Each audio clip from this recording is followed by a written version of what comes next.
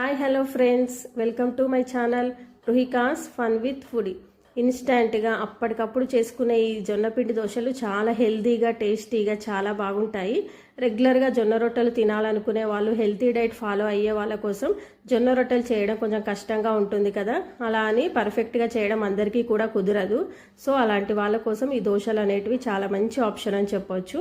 ఈ దోశలు వేసుకోవడానికి ముందుగా ఒక బౌల్లో 2 కప్పుల జొన్నపిండిని వేసుకొని పల్చడి బ్యాటర్ లాగా ఇలా నేను చూపించిన విధంగా కలుపుకోవాలి. ఇందులో సన్నగా తరిగిన ఉల్లిపాయలు, పచ్చిమిర్చి ముక్కలు, కొత్తిమీర వేసుకోవాలి. ఉప్పు, జీలకర్ర కూడా వేసుకొని కలుపుకొని కాసేపు పక్కన పెట్టుకోవాలి. కాసేపు పక్కన పెట్టుకొని నానబెట్టుకోవాలి.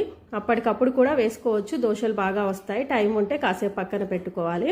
ఇలా పల్చడి బ్యాటర్ లాగా కలుపుకున్న పిండిని వేడివేడి ప్యాన్ పైన ఆయిల్ వేసుకొని మనం రవ్వ దోశ ఎలా అయితే వేసుకుంటామో అలానే గరిట సహాయంతో ఈ జొన్నపిండి దోశలు కూడా వేసుకోవాలి.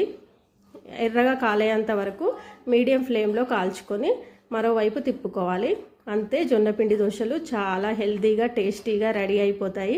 చాలా హెల్త్ బెనిఫిట్స్ ఉన్న ఈ జొన్న దోశలు నేను చెప్పిన విధంగా ట్రై చేసి చూడండి, చాలా బాగా వస్తాయి. ఇంకా మరింత క్రిస్పీనెస్ కావాలంటే మనము జొన్నపిండిని యాడ్ చేసినప్పుడు కొంచెం 1/2 కప్పు రవ్వను యాడ్ చేసుకుంటే ఇంకా క్రిస్పీగా వస్తాయి. రవ్వ అనేది కంప్లీట్గా ఆప్షనల్, ఇష్టం లేని వాళ్ళు స్కిప్ చేసుకోవచ్చు.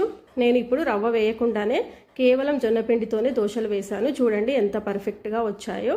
ఈ జొన్న దోశ రెసిపీ నచ్చినట్లయితే నా వీడియోను లైక్ చేసి షేర్ చేయండి. నా ఛానల్ని కూడా సబ్స్క్రైబ్ చేసుకోండి.